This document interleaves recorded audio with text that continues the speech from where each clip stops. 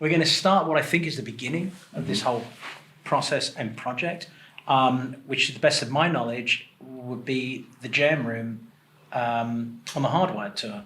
And so I'd like you to start by telling us about the importance of those jams and what gets recorded in them and your part in that. Our tuning room, or the jam room, is a very special place. It's always been a place where you can find, serenity and kind of a peaceful environment with your instrument at a location that is just, full of, a lot of enthusiastic fans, which is great, and crew and everything that goes into a Metallica show. But as a member of Metallica, that you can go in that room and you can work on songs. Maybe there's some songs you're going to be playing that week that you haven't had time to sort of take in and rehearse and practice on. So you can really, really spend time getting into the track, before you actually take it to the stage. And then, of course, eventually we all get together about 20 minutes before, something like that, 30 minutes, and we loosen up. We prepare. The jam room also serves as a creative environment for new ideas. And with someone like James, he's just like turning a knob and he's coming up with a great idea. It had been decided probably a long time ago that we should have equipment to pick up, some of these ideas as they happen, spontaneously. The magic of what's coming into us at the moment is very, very important and valuable, because that's what ultimately usually becomes great Metallica songs, sort of in this era of Metallica. And that's part of the reason that we have what we have in the tuning room, all the Pro Tools and the gear, and obviously we have a selection of instruments that we're comfortable with. So we have a creative environment so we can, hopefully jam on some new ideas or come up with something special. Usually the title or the working titles are synonymous with the city that we would be playing as well, which is pretty interesting because you'll always know where that idea came from. I just want to get an idea or a compass of where you were at with regards to just Metallica. I mean, you'd already, as a band, had James's return to rehab. Right. And then there's a pandemic. Right. What did you feel the mood was within the band? Was there worry, a concern, like a lot of worry, a lot of concern? Did it feel fragile at that point?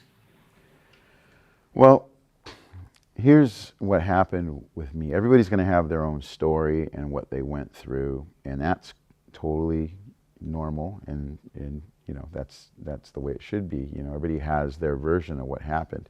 My version is going to be different than somebody else's, because I was actually just coming back from performing with Kirk on the East Coast in Columbia, South Carolina.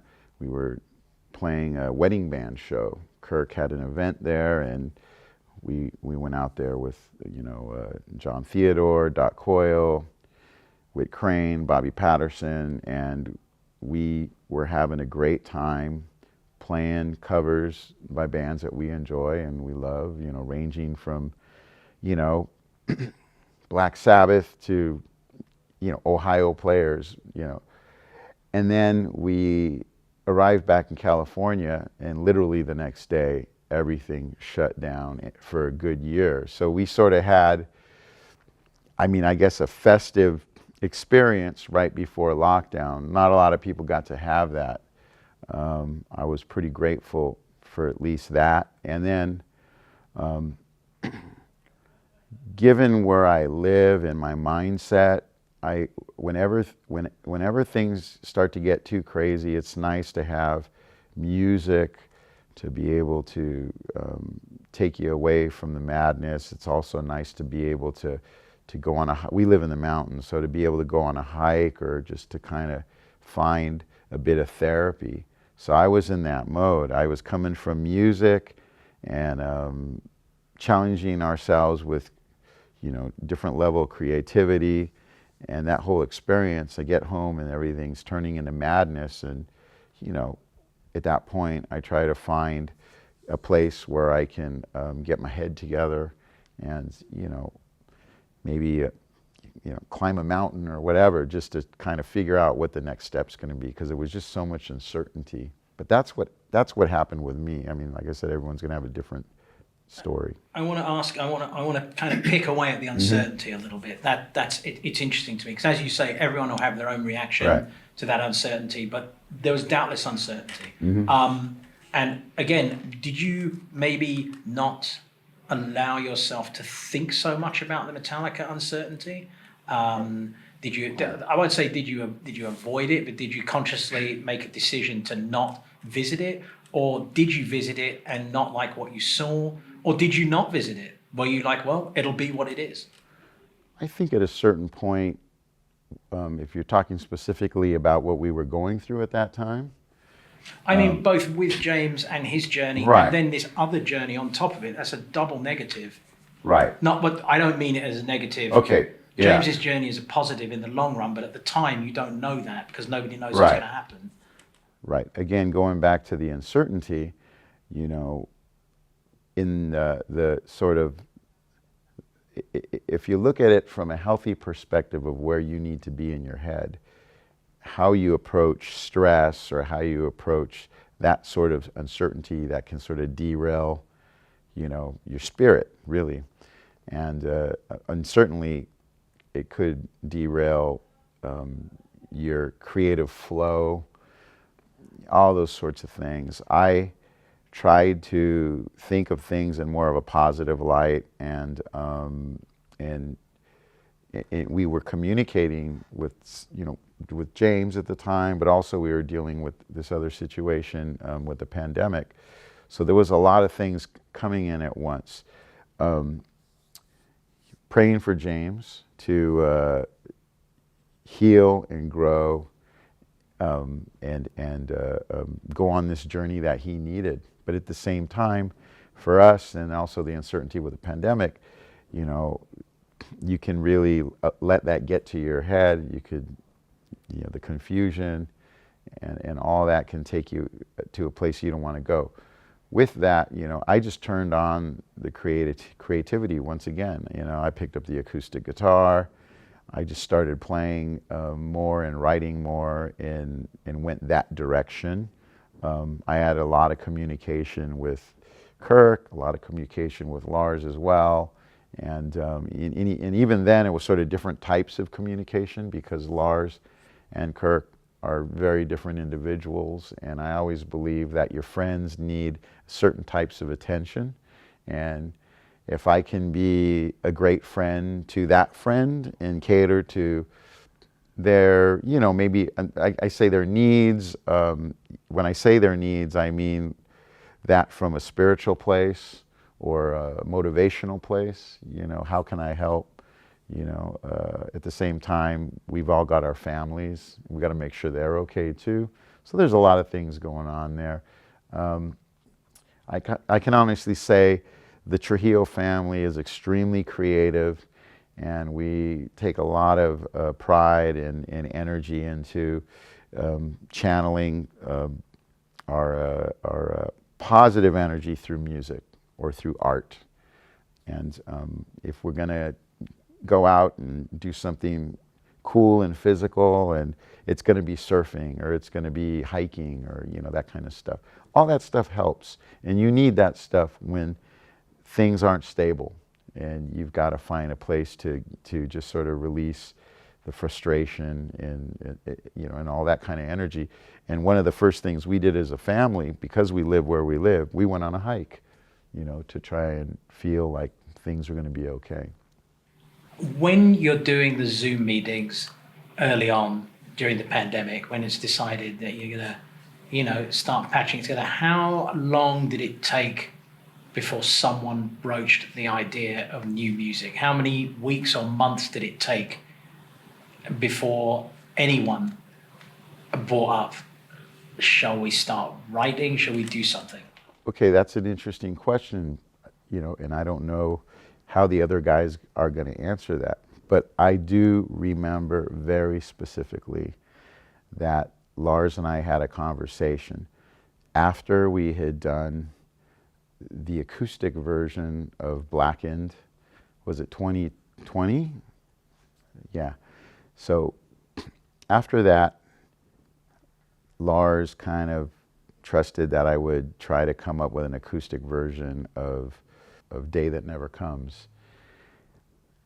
I don't know if I disappointed him or if I didn't come through, but basically I didn't deliver because I kind of threw together an original piece that had nothing to do with Day That Never Comes, and it's not on the album, so don't look for it. In fact, I don't think that original piece was never intended to really be on the album. I think more than anything, it was intended to make a point to him.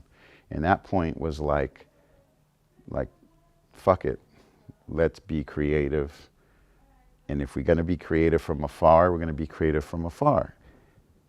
So the most important thing in this is that maybe we should think about channeling our energy from what we just did with Blackened 2020 and start creating new ideas and new music. And I brought that up to him, and I could tell he was processing it. I think in his mind, he was just happy to make music again, even if it was covers. But here's the thing. At that time, everybody was jumping on the Zoom bandwagon, and everybody was covering something. Some of it was acoustic, some of it was electric, and we had done it, we had surprised everybody, and it was very exciting with what we had done with that. But are we going to continue to do that? In my opinion, no, let's work on new music. And I had told him that. I said, hey man, fuck it, let's start writing. Let's start working on a new album. He did call me back at some point, I don't know how long after, and said, you know what? I'm going to take a page from your book and let's start working on new music. Now, he may not say he remembers that, but I remember that clear as day. Now, from that point on, I think the path we chose was to create our own music, start thinking about a new record. And that's kind of how that's definitely how I remember it myself. And that conversation was really between Lars and myself at that point.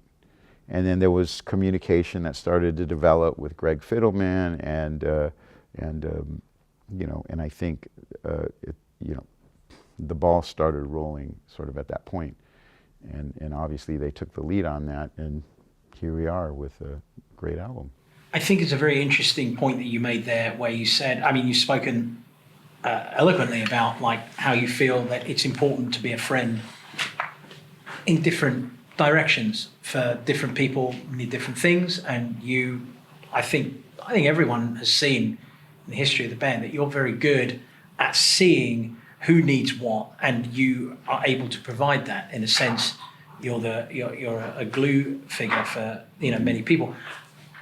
At that moment that you and Lars have made this communicative breakthrough on new music, and you've sent him a statement, and he's come back to you, did you at that time feel good? Someone is doing it. Someone's looking out for me as well. Did you start to feel then? Okay, people are starting to look out for me as well. Or did you feel, well, no, it's always this is my role?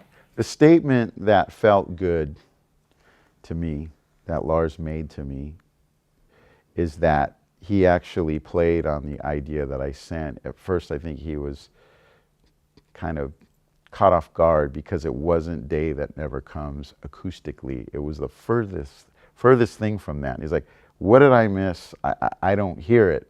And I said, you don't hear it because it's not that. I started working on Day That Never Comes acoustically, and then I just said, fuck it, and I threw this thing together, and you know, it's what I was feeling at that moment. You know, it may have not have been the greatest thing since sliced bread, but it was what I was feeling.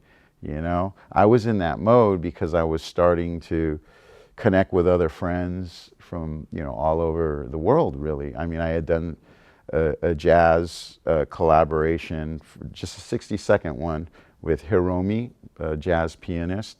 That was super fun. I had connected with some other people and started just having fun, but again, via Zoom. And I thought to myself, this is what Metallica needs to do. We gotta start the creative process right there and then. So what I want to get at is that he played drums on my idea, and he surprised me. I get this call later at night. He's all sweaty. He's with Greg. You know, I don't remember if they were together or Greg was at his house and they were doing. It was probably that they were zooming it. But Lars played on this track, and I think Miles might have been engineering it. That's when that was going on. Miles is engineering, Ty is engineering for me. All this is going on. We're making things happen with our family, you know, bringing them on board as engineers.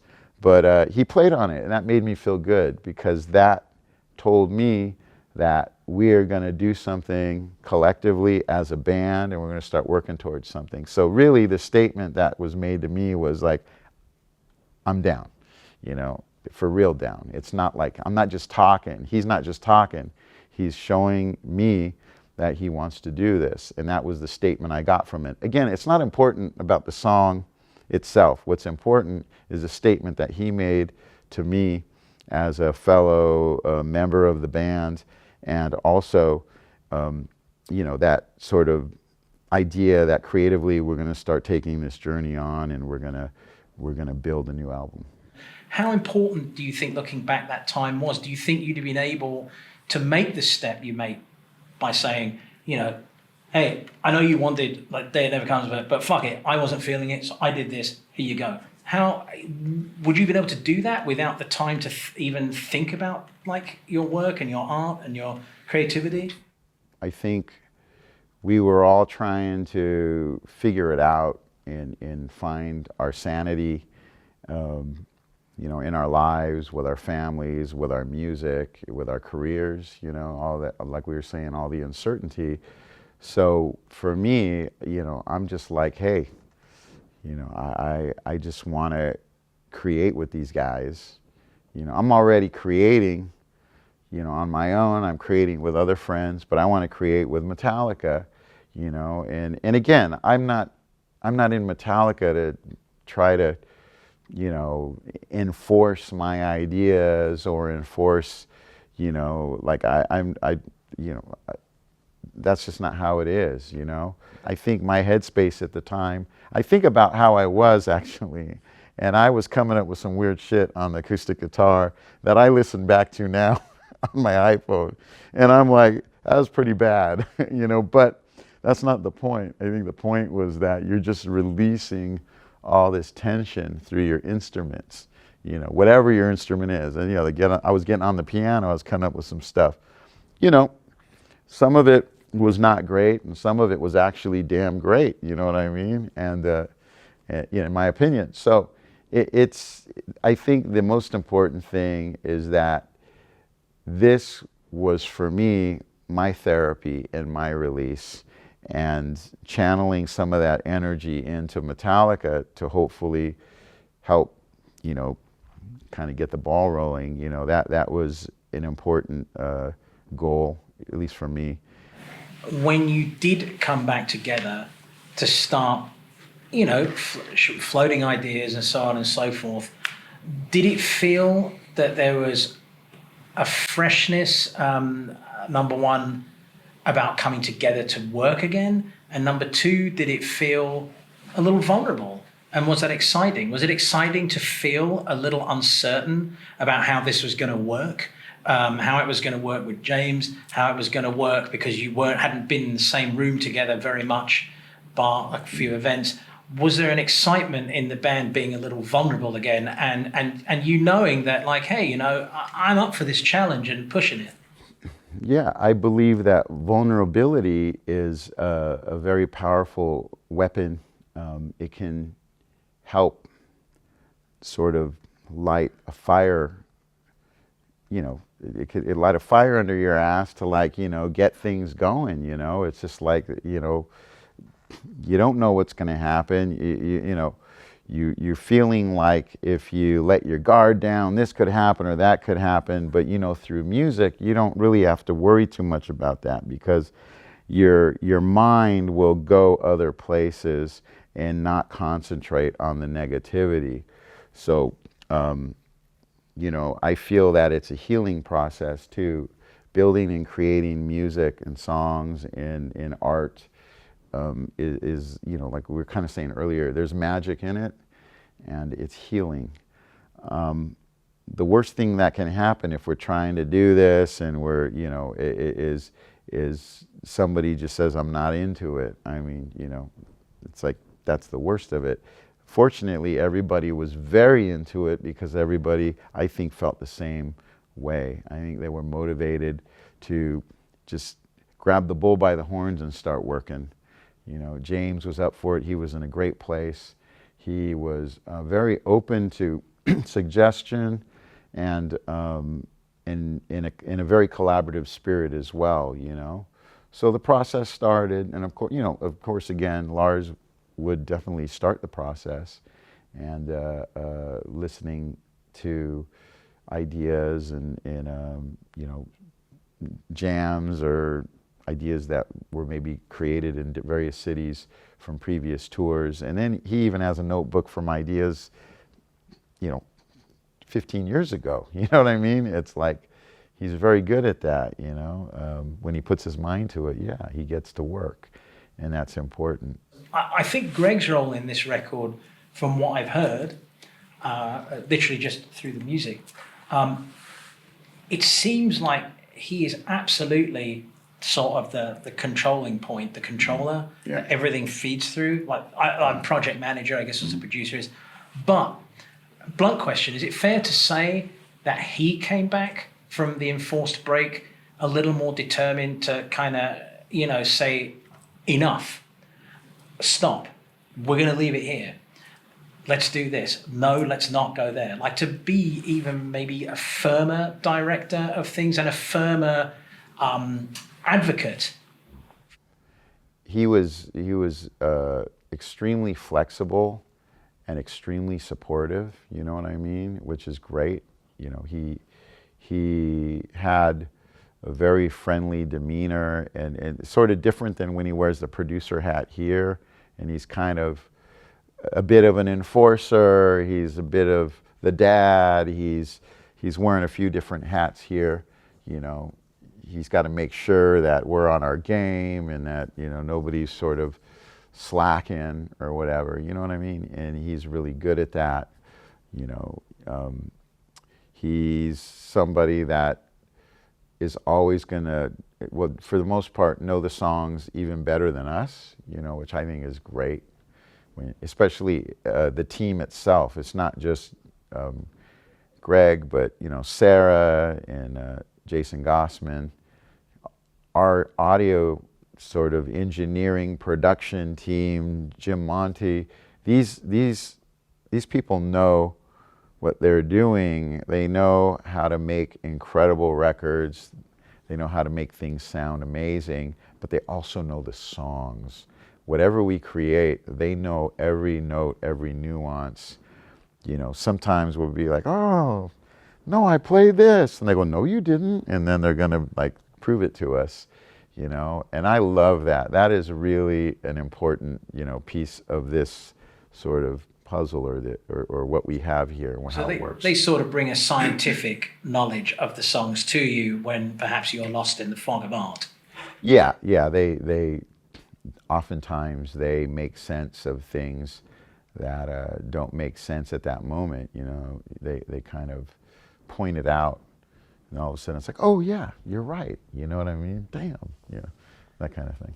So let's talk about, as these songs are coming together, early doors, do you already have in your own mind a frame of where this project is going to end up? And if so, and even if not, what do you at that point think, okay, this is what I need to bring to 72 Seasons. This is what it needs from me. This is what these songs are going to need from me. And this is what this band is going to need from me. Right. So what I always do with Metallica is I find my place. What do I need to do to help the situation? Am I kind of writing? Am I not writing? Am I there to just support the songs with bass only? Am I there to support my brothers away from the music itself? Is there, sort of a motivating connection? Kirk and I, during that whole time, we spent a lot of time communicating, being excited about music in general, because you got to remember, just before that, we were challenging ourselves with international duets around the world. This requires a lot of work and a lot of energy, a lot of time, a lot of commitment. There's no days off for Kirk and I when we were on that stadium run in Europe. And it was probably some of the scariest moments in our lives. It's not easy to go in front of 85,000 people and sing a Johnny Hallyday song in Stade de France, but the reward was amazing. But anyway, my point is that we had spent a lot of time putting that together and creating whatever was going to happen on those particular nights. So we were connected, and then at the same time, as a band, we're getting back together, we're doing our Zoom chats, the creative process is starting, we've got the audio team coming back together, Jason Gossman, who actually also lives in Los Angeles, he even was able to come by, help me with my studio we had to basically build home studios, so that we could make this happen. So there's a lot of effort and energy, and it requires the team coming together so that we have the proper equipment and what we need as tools to create this music. So there's a lot involved. When there's things that are involved on that level, you need to step up. You need to, find your place in the process and support it and be the best that you can. And that's what happened. This is very much a team effort, and I don't just mean amongst the four musicians. I mean, Greg and Jason and that part of the team too. It's involved, and it did start with Blackened 2020. That was important. James came through with that. I know it surprised me. That was a statement right there. That means that he wants to make music. He wants to record with us, even though it was a different version of a Metallica song. He still took the time to create it. It was like he went into that room. He let himself into the creative room and decided it was okay. To me, that was a sign for the future. I got to ask you right there. I mean, and this is an assumption I think that all fans have and that people have, is that you, that these questions are aired out, over, like, even if it's Zoom coffee. Like, did you not ever have that conversation with him? Or was it all illustrative? Was it all like, okay, if he is cool doing this Blackened thing, then we know we're gonna create? Or was there ever a time where you're like, hey, are you in? What are you feeling? I mean, was that ever verbalized, or was it just, let's see what happens with the music? Not with me. I mean, there was never any sort of specific time where I recall, him verbalizing that he was all in or he was all out or. But I guess it's always interesting. No one ever asked him, said, "Hey, bud, can I ask how you're feeling about working on stuff in the future? Do you think you're going to get there?" Or was everyone like, "No, let him do his thing"? I think it was no, let him do his thing. We didn't want to apply pressure on him, and him sending us Blackened 2020, was a sign that said, "Hey guys, I'm okay. Let's record this. Let's have some fun. Here's a little something, something. I hope you like it. Maybe you won't. maybe you will. He sent it, and it was like, this is great. And we all jumped on board. It forced us to use our recording facilities from home and whatever sort of, in-house engineers we had on hand, whether it was our sons or, our daughters or, at one point I had my daughter filming me and my son engineering me, and we're working together as a team, but it's the family. Even that helps, bring some great energy into the project, into our world. At that point where that things are getting edgy, exciting in that sense, what's James coming to you and looking for, and what is he transmitting to you? What idea are you getting of 72 seasons at that point? Do you know that it's going to end up being, this pretty involved yet incredibly at the same time accessible record that has a lot of raw past but a lot of really exciting future all kind of in it together? I mean, are you aware that he's going to be spilling his guts? I mean, Well, I think we all had a pretty good idea that he would be sharing the story and the energy and all of the impactful thoughts and what was going on in his world, and it would almost be impossible for that not to happen on this album. That's also what makes this album great, is what he's gone through and how he's had to sort of grow, and it's almost like a rebirth in a lot of ways, because you've got to reconnect with your inner spirit and who you are and what you're about. And now you're sending it and you're bringing it and you're presenting it to, to us and eventually to the world. So it's a very heavy thing for him. And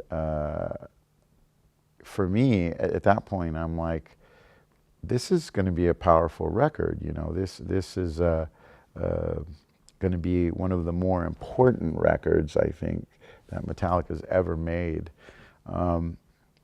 A lot of that has to do with, a huge chunk of it has to do with James himself, where he's at, and whatever statement he's going to make, whether it's in the lyrics, but also even in the riffs and where he's coming from, that place too, because riffs also speak a certain language, and they sort of signify, a certain level of power, whether it's in the groove or the heaviness, the edginess. There's just a lot of impact in the riffs, in my mind. I always say that a riff can really determine your headspace or where you come from. And, some of the best riffs have come from challenging environments or situations, whether it's Birmingham, England, or, South Central Los Angeles. You know what I mean? It's like, where did Slayer, where those guys pull, Rain and Blood out of the sky and the heavens, where'd that come from? Well, it probably came from the impact of where they grew up and what they experienced. And I always say that about these guys like Tony Iommi or James Hetfield or, Jeff Hanneman, and, you create what's inside of you and what you've experienced. And some of that is more powerful than others, and I noticed that that's what 72 Seasons is. It has a lot of that energy in all of us. Every note we play is a statement that appears on this record. So it's coming from the heart and soul of who we are as individuals and where we were in this whole process and the whole, the growth of these songs and everything.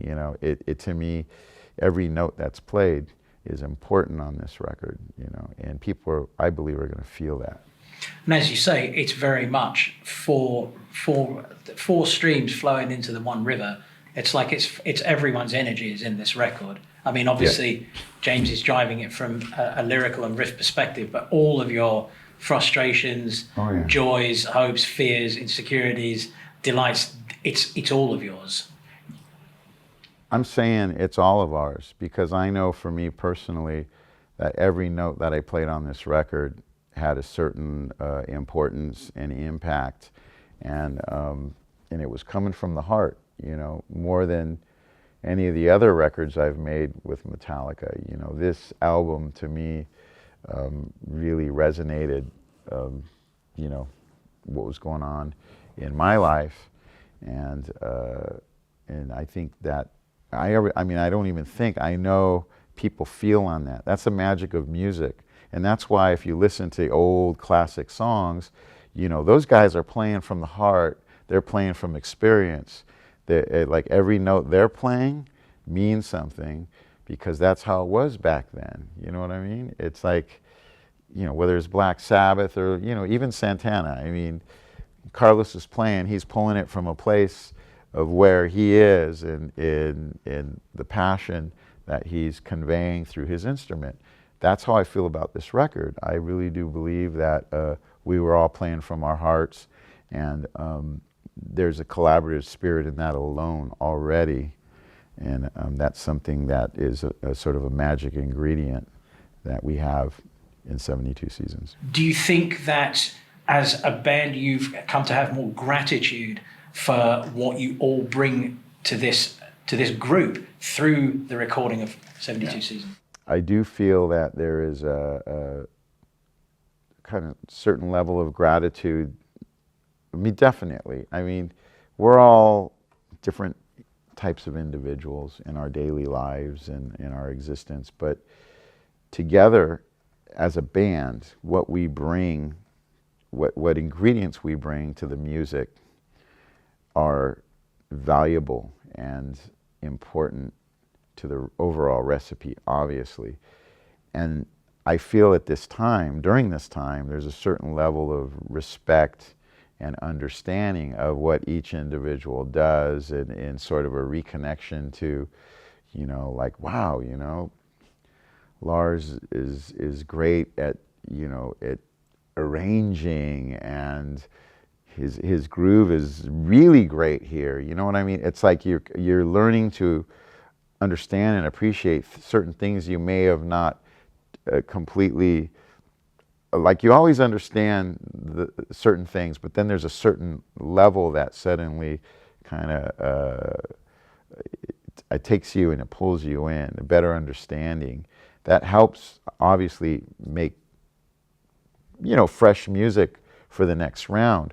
But having the understanding, like with Kirk, it's like, wow, I just spent 2 years, you know, creating music with Kirk on a different level. I didn't know he could play like that. And I've been in the band with this dude already for, you know, 17 years or whatever. It's like I'm learning about my bandmates more and more, you know. I think that's a very powerful thing that happens to you almost 20 years in, at least for me, 20 years in, where I'm discovering, you know, new kind of ingredients to my bandmates and what they can bring, and how special they are, at least for us as Metallica. The other thing too is growing in priding ourselves on trying to get better, trying to get our tempos down, trying to you know, challenge ourselves a bit more musically. I think that's also important, and that lends itself to where we're going in the future. One of the things is there's no shortage of ideas with this band. I promise you that. I mean, Kirk's already sending in 300 ideas, you know. I'll be honest with you, I had, I don't know how many ideas. I had riffs galore. They never even got listened to. And that's okay, because we had enough riffs. You know what I mean? So it's fine. But I'm just saying that there is no shortage of music, inspiration, the fact that we really do try to challenge ourselves and become better players as a unit, you know, live. And if you listen to some of the recordings from a few years back and where we're at now, it's interesting, because I feel like we've grown as a band, and you know, I was very proud of the 40th anniversary shows, because I noticed that some of that stuff we probably played better than we've ever played it. That's pretty cool, you know, considering how long we've been together and how long the band's been together, you know, in the long haul. as well. It's a pretty cool statement that was made that weekend for Metallica as a band moving forward. Do you think that there's more trust in this band, that you trust each other more, like you trust yourself to understand, okay, we are all different, but it's okay? Because when we come together, this happens. Do you think that is a new sort of development, trusting the differences rather than maybe trying to bridge the gap and say, well, I wish we were a bit more alike in certain ways of thinking? Well, it's a great question, because there is trust, but there's also respect. And sometimes, and this happens in any band, you get comfortable with each other. None of us are perfect. We have our moods. Again, something in your personal life can affect your performance when you're trying to create or you're trying to rehearse or whatever, and you bring that onto the floor. We're all guilty of that. I mean, each member of Metallica will tell you that. We're all guilty of that, and sometimes, it's kind of a pain in the ass. But bottom line is, when that happens, there's respect. We never lose our cool. There are no fights here anymore. We understand what we need to do as sort of brothers in the family, but we also, team members as well, but we also know what we need to do for the music. And I believe that we all know our strengths, and I also believe we know our weaknesses, and when I joined Metallica, I never sang in my whole life. So the fact that I can now support a backup vocal is pretty cool, I actually, for the first time in my life, I get to sing on a Metallica record, and support James. I'm very proud of that, I'm very proud of that. So we're getting better, we're learning, and we're still growing in this band right now. And the respect level is much higher. Lars, oftentimes he calls me, sometimes he's checking in or wants, my opinion on something, same thing with Kirk. And I love that. I love that sort of idea that there's trust and there's actually respect. And I've got down like Screaming Suicide, Chasing Light, and Enamorada as other songs that like really kind of signal your involvement and include and etc. Talk about how you became intrinsically involved with those particular songs, albeit you're involved in all of them. You know Right. what I'm saying? Well, again, we're taking an idea, that birthed itself in the tuning room oftentimes, and we start to cultivate it. How do we cultivate it? We jam, and it starts to take shape, and it kind of builds itself, and then at some point it finds its way, and it's I guess becomes a part of the equation. So for the middle section of You Must Burn, that was really centered around a jam, a kind of a very moody. I mean, it's moody, but it's kind of sexy. You know what I mean? There's like a danger to it, and I like how the bass is walking. It's kind of got a feel to it where it's walking through the forest, and it's like a scene from like a Tim Burton movie or something. You know what I mean? That's the feel I get. I'm really hoping that there's stop motion animation with that song at that moment, because that's what it reminds me of still. I mean, that's what I think of. And James and I just started kind of grooving on it. It was just the two of us. I would imagine we were, the working title was ACL. I don't know, maybe we were in Austin, you know what I mean? But that was a special moment for me, because whenever I can find sort of that magic carpet with James it's really a lot of fun. You know, we just kind of sink in. It's like we're riding this wave together. With Suicide and Redemption, it was the same kind of thing. We were in, I want to say, I think it might have been South Africa, and started playing the pulsating bass line, and then he started to hit these power chords, kind of counterpoint, and these tension chords, stuff like that. So it's always fun when you find that moment where something starts to work, and you do see a future for it. You know, you can feel like this is going to eventually be something 5 years from now, 3 years from now, that kind of a thing. That was the vibe I got from that song. And I know when Lars heard it, he had said, "Oh, we found a really cool riff that, you know, is pretty cool when this bass line." And I was, you know, it made me happy. I like that. I like that. It has its place. It's very specific to a certain type of energy and flow. And I believe that it, you know, it has an important place on the album. It resonates, let's say.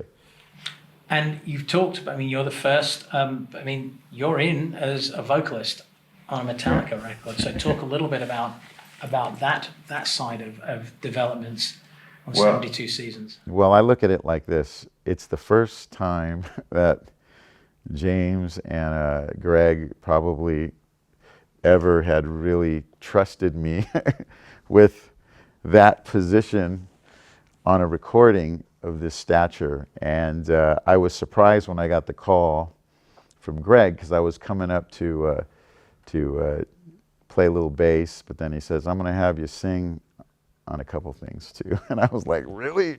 Oh, damn, I got a little nervous. But at the same time, I was very motivated, and fortunately for me,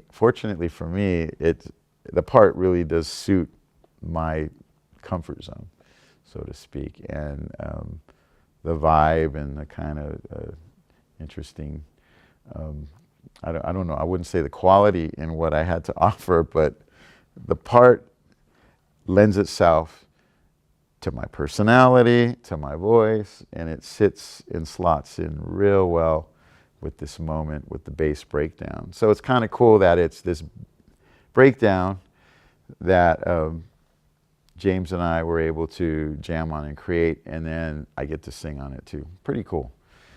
Let's talk about Anamorada for a moment, and that bass breakdown, the other bass breakdown. Yeah. You know, it's probably going to be one of the most, I think it'll end up being recognized as one of the most important songs that this band has written in its history, maybe, I think in its history period. There is that breakdown, there is that moment where it sits with you and there's a little hi-hat behind you. Yeah. And it's a really important bridge. You know, it's a little Sabbathy, it's got a little bit of that groove. It feels that song has a lot of your imprint on it because of the swing and because of the meter and because of the way it moves. It flows. Is that right? Is that the right pickup on it? Well, that particular breakdown actually was, I believe, James had a vision of having this sort of Sabbathy, you know, Geezer-esque moment where the bass it's just sort of it's this naked moment, and here's this kind of beautiful yet dark statement coming from the bass guitar, and it really does have a certain personality within the song. You know, it feels raw, but at the same time, it's got this dark beauty to it. And what I tried to do at that moment was really just close my eyes and channel, you know, every note. And in a way, I say to people that song reminds me, it's a cross between driving on Pacific Coast Highway in the sun, you know, in your convertible, beautiful warm summer day, ocean, you know, to your right or your left, depending on what direction you're going. It has that kind of swagger to it. It's just very cool. nothing's rushed. It's just like, a beautiful drive on PCH, California coast, for me. And when it gets down to the breakdown, and it's very strong and powerful. So maybe the ocean is speaking, at least for me, it's speaking to me, and that's what I see. I see waves, I see the power of the ocean, the sun, the coastline. And when it gets down to that breakdown, it's just this raw, beautiful moment. And I was closing my eyes, I was channeling every note. I was trying to be somewhat melodic, but then I was trying to create enough space so that James could slide in there and we could work together and communicate. It's one of my favorite moments in Metallica. I think about the incredible statements that Cliff Burton was able to make, with the songs that he was involved with. I feel that obviously Jason had hit a grand slam with Misery. I love that song. It's one of my, more recently it's become one of my favorite, I guess you could call it a deep cut. This song to me is a song that has that place for me. It just, I don't know, it's a cross between a beautiful old movie or film with really cool painting or something, but it just, I don't know, it resonates California. It has a sexiness to it, but then there's a little bit of that dark energy. Here's the fan in me likes to think, when you've all heard this, you all kind of get on the phone with each other and are like, wow, that was really good. Sort of like have a little knitting circle chat about it. Does that happen? Do the members of Metallica get together and have a, fucking... Pat yourself on the back. Yeah, no, sort of like, fucking, no, I felt that. Did you feel that? Like, fucking, what about you? Or is it sort of like unspoken? Yeah, okay. That's a great question. I can't remember the last time we've had a pat yourself on the back kind of moment. I think it's a combination of hard love and there's respect. You feel it, your brother's got your back and all this kind of stuff. And we tell each other, we always let each other, that we care about each other. That happens. And if somebody does something good on stage and hey, Julie sounded great the other night. Oh my God, that was great. That was, you killed it. That happens more and more now, which is very cool. As far as like, hey man, we hit a grand slam on that with this new record and all that.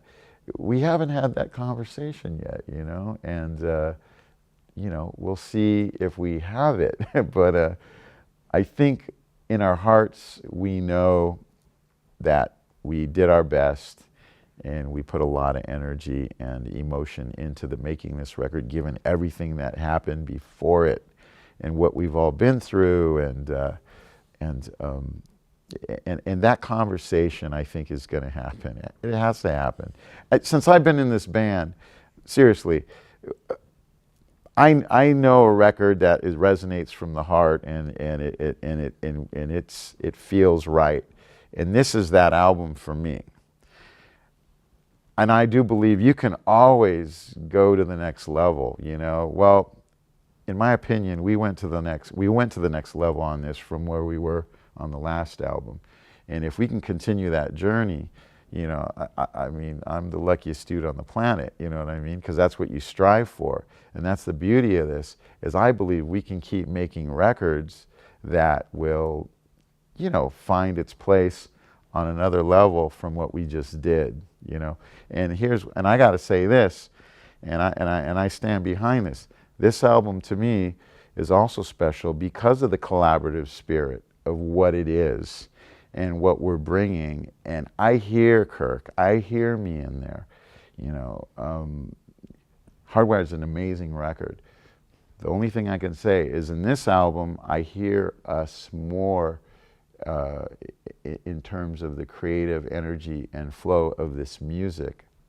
I do. It's just something that I hear, you know, and I think that's an important part of this journey, is that you have us, you know, our spirit is in that, and that's going to resonate.